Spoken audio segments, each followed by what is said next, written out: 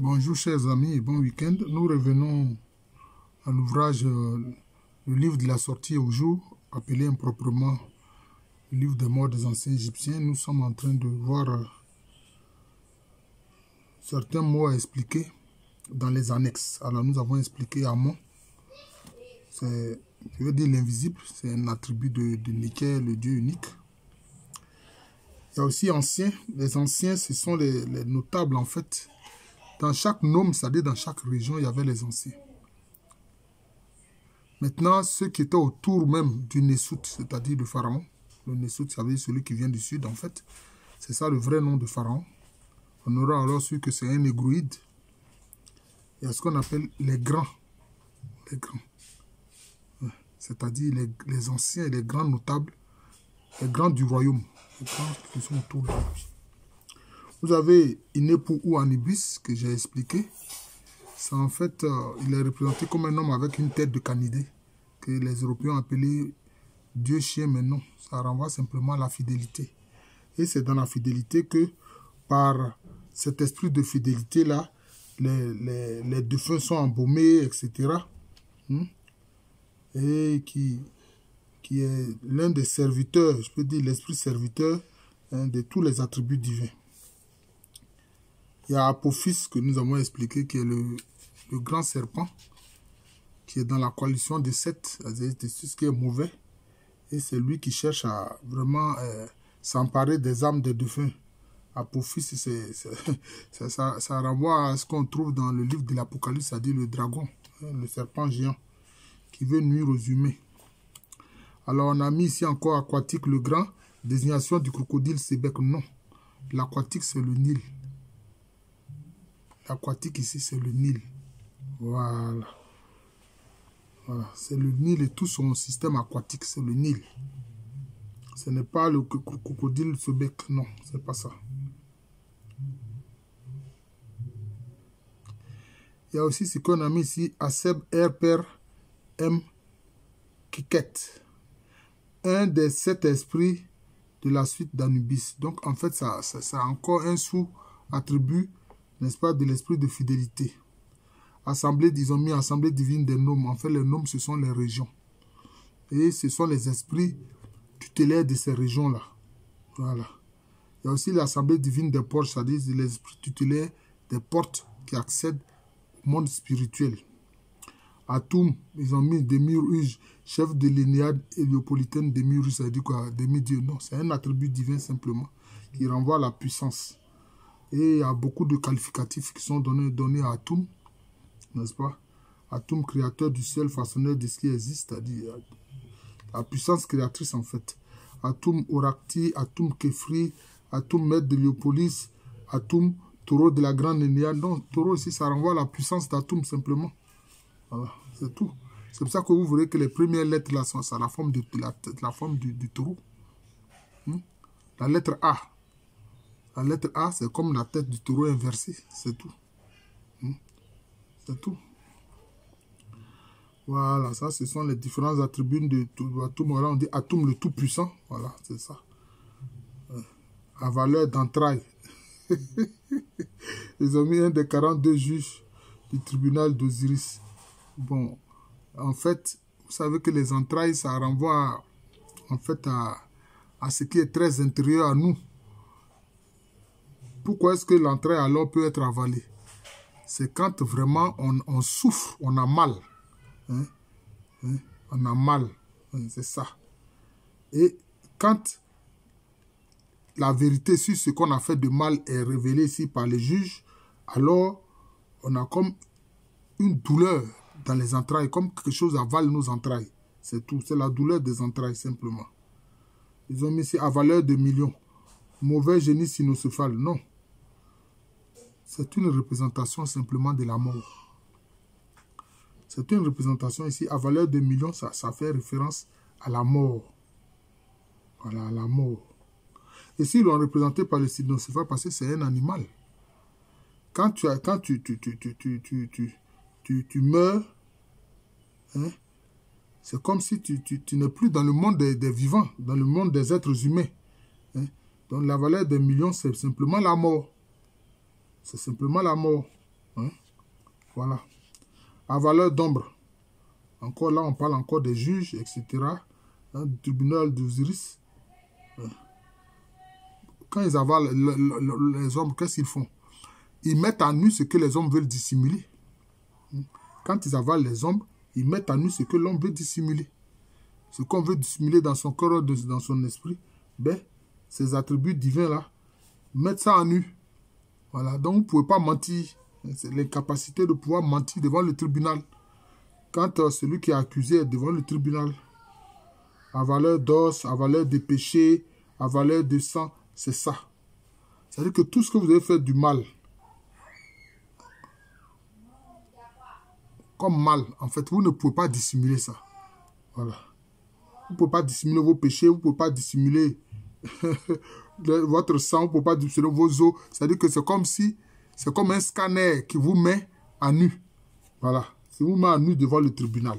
C'est ça. Ils ont mis Baba, génie malin à forme canine. Bon, là encore, c'est la question d'un époux, hein, la fidélité. Là encore, le même Baba, le premier fils d'Osiris. C'est un attribut divin simplement. Ils ont mis Babouin, les 4 singes consacrés au dieu Ré. Vous vous souvenez de cette représentation des singes? L'un qui ferme les yeux, l'un qui se bouche les narines, l'un qui ferme la bouche. C'est-à-dire, c'est en fait symbolique. Hein? C'est symbolique. Ce sont des attributs de Ré, le principe de la lumière. Voilà. C'est tout. On a ici Bastique. Bastique, ils ont mis un des 42 juges du tribunal d'Osiris. Bon. Bastet. Ils ont mis déesse chatte de Boubastis. Est-ce que c'est une déesse chatte? Non. Simplement, le chat, la chatte ici est une représentation. Donc, il faut voir à quelle idée renvoie la chatte. Comment agit la chatte? Il faut savoir une chose. Hein. Le chat comme la chatte, ce sont des félins de petite taille, mais qui, eux, peuvent tuer même quand ils n'ont pas faim. Ils peuvent tuer même quand ils n'ont pas faim. Quelquefois, ils voient la souris, ils jouent la souris, ils mordent la souris. Des fois, ils peuvent juste manger la tête et puis ils laissent le reste. Hein, vous voyez? Hein, donc, la chatte, c'est l'idée de faire quelque chose simplement sans que cela soit utile à ce moment-là. Voilà. C'est de faire des choses qui ne sont pas utiles, qui ne sont pas importantes pour nous. Mais on le fait quand même. Comme si c'est pas plus plaisir.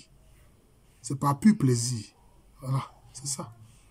Et c'est comme ça aussi d'autres félins agissent, hein, notamment la panthère. Hein, notamment la panthère. La panthère aussi, elle tue souvent sans avoir faim. Elle peut aller dans un, c'est pas moi, dans un poulailler. Peut-être elle va manger 4 poulets, mais elle va tuer tous les poulets qui sont là. Elle va tuer tous les poulets qui sont là. C'est ça. C'est félin. C'est pour ça que quelquefois chez les Nzema, la mort est comparée à la panthère. La mort est comparée à la panthère. Bobo Douma. La mort est comparée à la panthère. On ne sait pas toujours pourquoi est-ce que la mort tue. Voilà, c'est ça. Et elle tue quelquefois au moment où on s'attend le moins. Hein? Au moment où on s'attend le moins. Vous voyez. Donc c'est ça. C'est ça qui renvoie à cette idée de Bastet, déesse chatte de Boubastis. C'est tout. Bess. Ils ont mis génie protecteur difforme originaire du sud de l'Égypte. En réalité, ici, quand on parle de Bess, on fait appel à, on pense à l'esprit des négris. C'est à l'esprit des négris. C'est tout. C'est à l'esprit des négris. C'est à eux qu'on appelle Bess. Parce que, en fait, pour les anciens Égyptiens, l'esprit est partout. Hein. Chaque créature, chaque chose a un esprit, en fait. Voilà. Bienfaisant, bon, gardien de... Pour ça, il n'y a pas de problème. Bœuf, portier du 4e chose Porsche, En fait, le but, c'est la force. C'est toujours l'idée de force. Hein. C'est toujours l'idée de force. Briseur, nom du rapporteur de la Dieu. Briseur, c'est celui qui a la force. Ça renvoie à l'idée de force. Briseur d'os, etc. Tout ça, ça renvoie à l'idée de force. Devant le juge, devant le tribunal d'Osiris. Voilà. Et le briseur d'os, c'est celui qui te dépouille de toute force. Voilà. Qui te dépouille de toute force. Devant ce tribunal-là, tu ne peux que te soumettre. Brûlant, c'est la même chose. Voilà. Brûlant de jambes, c'est la même chose. C'est-à-dire que ce sont des esprits qui font en sorte que tu es soumis devant le tribunal d'Osiris. Voilà, c'est tout. Bousiris, désignation de Thoth. Bon, voilà. Encore, Bouzirit. Il y a eu Bousiris, il y a Bouzirit. Ça renvoie à la même chose. Voilà. Caché Amon. Voilà, caché Amon. Voilà. Chaque fois, on met caché des dieux cachés. Bon, ça dit, ce sont les différents esprits de Amon. Quand ils manifestent le fait qu'ils se cachent. Ils ont mis le calomniateur. Nom du rapporteur de la Porsche. 190. Bon, en fait, le calomniateur, c'est aussi celui qui t'accuse. Mais lui, il est des forces du mal. Hein, c'est-à-dire, c'est Seth et ses coalisés. C'est eux qui te calomnient, qui t'accusent. Comme on le voit dans le christianisme, le diable a appelé l'accusateur, le calomniateur. Donc, c'est comme ça. Causeur de troubles. Voilà. Toujours devant le tribunal d'Osiris. Tout cela, tout ce qui est... Celui à cause de qui tout ce qui existe a peur. Celui à la prunelle farouche. Celui à la tête prestigieuse. Celui à la voix forte. Celui au couteau puissant. Celui aux dents blanches. Celui aux deux âmes. Celui aux deux âmes. Celui aux deux poussées. Celui aux deux autres plumes. Possesseur de la couronne blanche. Bon, la couronne blanche, comme il est dit, ça fait partie des principes liés au blanc dans l'homme. C'est-à-dire la salive, les morves, la salive, les morves, le sperme, le lait maternel, etc. Voilà, donc c'est comme ça. Celui au ventre élevé, celui au visage repoussant, l'aboyeur, celui de la droite, celui des deux faucons, celui des deux filles, celui des deux mirettes, celui devant qui on s'incline, celui des fils de la fille, celui dont l'âme est valeureuse, celui dont la bouche est cachée, celui dont la bouche est silencieuse, celui dont la connaissance est secrète, celui dont la demeure a un plafond de feu, des murs, des russes vivantes et un sol d'eau, celui dont la gorge est resserrée, celui dont le cœur est bien portant, celui dont le cœur ne bat plus. Bon, celui dont le cœur ne bat plus, c'est celui qui n'a pas peur. Donc, en fait, je fais une vidéo, hein, s'il vous plaît. Donc, c'est un peu ça. Donc, c'est-à-dire que c'est tout ce qui fait en sorte que devant le tribunal d'Osiris, tu ne peux pas avoir de l'ascendant. Voilà, tous ces esprits-là font en sorte que tu sois soumis. Voilà. Donc, celui dont le cœur ne bat plus, ça veut dire que c'est celui qui n'a pas peur. Voilà. Celui dont le cœur est caché, celui dont le visage est dans son giron, celui dont le visage est dans son repli, celui dont le visage est derrière lui, celui dont les couteaux sont toujours renouvelés, celui dont les deux âmes résidant dans ces deux poussins. Alors, ça veut dire celui dont les couteaux sont toujours renouvelés. Bon, si c'est renouvelé, ça dit quoi? C'est rendu toujours tranchant. Donc, tout ça, là, chaque fois qu'on met celui, ce sont des esprits qui font en sorte que, ou des qualités spirituelles qui font en sorte que, devant le tribunal d'Osiris, tu ne peux qu'être soumis. Il y en a beaucoup, celui qui a créé les ténèbres, celui qui a en compte des millions d'êtres, celui qui a fixé les limites du flot de l'inondation. Vous voyez, celui qui a fixé les limites du flot de l'inondation. Celui qui a pris possession du doux pays, celui qui a ramené la grande, celui qui a déterré le poisson âge, celui qui active la flamme, celui qui agit de ses mains, celui qui agit selon son cœur, celui qui aiguise son couteau. Vraiment, c'est beaucoup. Hein, chaque fois, celui.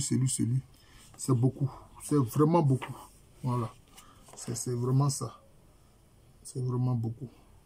Celui qui réside dans son œil, dans son œil, ça renvoie à l'œil d'Osiris. Donc, c'est-à-dire que ce sont des esprits puissants qui font en sorte que quand on est devant le tribunal d'Osiris, on ne peut qu'être soumis. C'est tout. Quand on est devant le tribunal d'Osiris, on est soumis. Parce que les qualités spirituelles de puissance, de force, etc., de coercition font que le défunt ne peut qu'être soumis. Voilà. Il ne peut qu'être soumis. Voilà. Et se soumettre à la décision du tribunal. Voilà un peu ce qu'il faut comprendre à travers ces suites de celui que vous avez vu. Voilà.